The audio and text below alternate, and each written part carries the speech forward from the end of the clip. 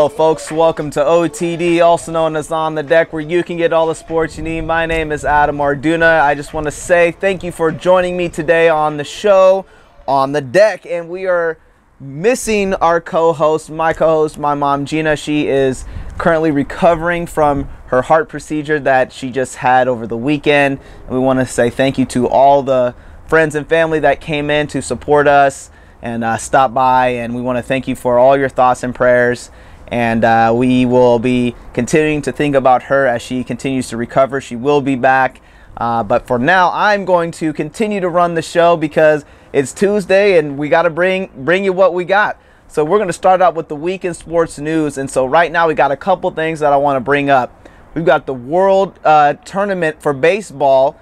And it's really exciting because we've got ourselves now to the last 4 teams in, and it's the World Tournament. And so we've got Netherlands and Puerto Rico, we've got United States and Japan. Now Puerto Rico is undefeated, and the Netherlands, that's a great scrappy team right there. And then you've got Japan, who is undefeated as well, and we've got the United States, who's also very scrappy. And Eric Hosmer right now is representing the Kansas City Royals very well, and so I'm really happy for him and Danny Duffy to continue to rep the Royals and do what they do. And so it's nice because we don't really have that many guys that generally play on these types of teams. And when you've got guys that are doing that, it just shows you where you are as an organization and what type of talent that you're bringing in. And so it's really cool to have Eric Hosmer and Danny Duffy. And speaking of the Royals, they're doing pretty well right now in spring training as well. So then, of course, Tim Tebow is always making the headlines.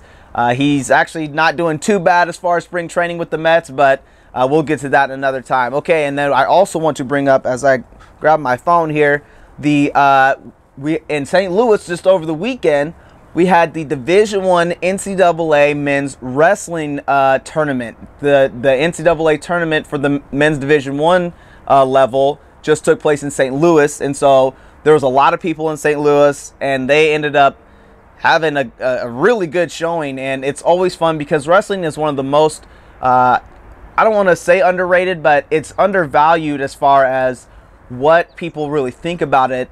When it comes to being a sport, it's an individual sport that takes all your strength, all your might. It's all training. It's all mental, along with being physical. But what it does do is that it challenges you in other ways that team sports don't necessarily challenge you. When you're in a team sport, you have to play off of other people. You've got to make sure that everyone's on the same page.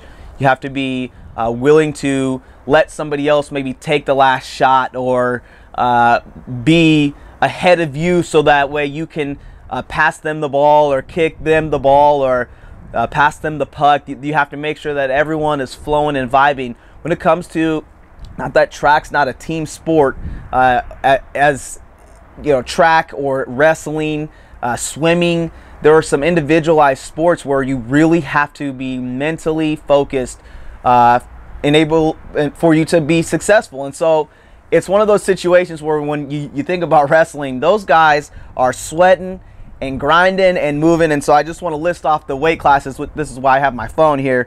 125, 133, 141, 149, 157, 165, 174, 184, 197, and then the heavyweights at 285.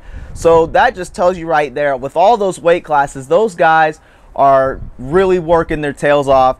And it's just really good to see that there are other sports out there in the collegiate level that have championships.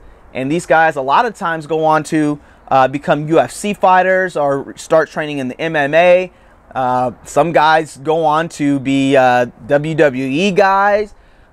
Some of these guys continue to coach, and the next level for them is the Olympics, really, for the most part. And so Colorado's got a big-time USA training facility. I know a couple guys from where I grew up that were big into wrestling. And so it's one of those situations where you got to take your hats off to all the high school kids that do it, to the little guys that do it, because it translates up into college. And so if you can become a national champion at an individual sport, where it still is a team. There's overall the team wins, but individually you get that medal. Your hats have to just go off to those guys. So it's really cool. So congratulations to all those champions and all those weight classes that took place in St. Louis over this past weekend. And it's really great to see. So we're going to kind of transition into the NBA right now, where we have a lot of talk about what's going on with NBA stars sitting out through the regular season. Again, we've brought this up here on the show on OTD on the deck, where it is a growing trend that really just took off over the last 5-6 years.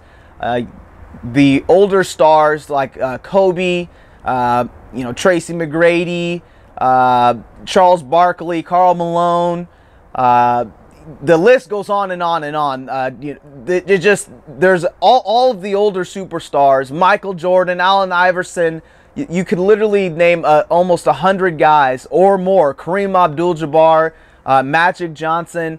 The list literally goes on and on for the all-time greats that never sat out just for the fact that they didn't feel like playing. Now, again, the big question is, whose fault is this? Is this the coaches?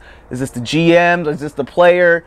Regardless of whose fault it is, somebody's at fault. And what I mean by that is that people are just taking the day off just because they didn't feel like playing that day. They're too tired. Their body was not feeling great, so they didn't do it. Well, guess what? When you don't feel good, you still have to go do it anyway. I don't know if you can hear in my voice. I've been kind of going through something recently myself, so I'm still out here doing the show. And so it's just one of those situations where you have to figure out a way to make it happen. And you're not out there, you're not a construction worker, or you're digging ditches, or you're out there building skyscrapers. You're out there playing basketball. And the least that you can do is give the fans and the rest of your teammates the bare minimum, which could be 10 to 15 minutes a game, to just get out there and give what you can for that small amount and let your coach pull you out, and then you're done. My solution is for these guys, or for these coaches that are trying to figure out how to manage the minutes, because there are too many games, as my mom and I have said, there's too many games of the NBA season. Just like, to me, there's too many baseball games during the regular season of baseball as well, but it just is what it is.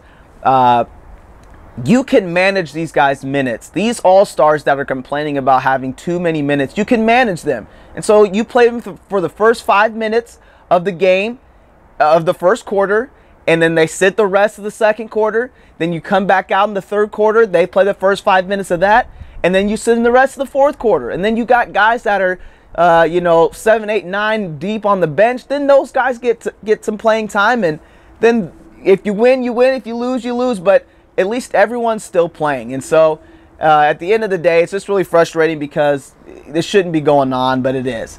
So and then lastly, we want to talk about what happened last night with Steph Curry and Russell Westbrook, or at least the Oklahoma City Thunder. There was a scrap, there's a little scuffle up in there right before halftime.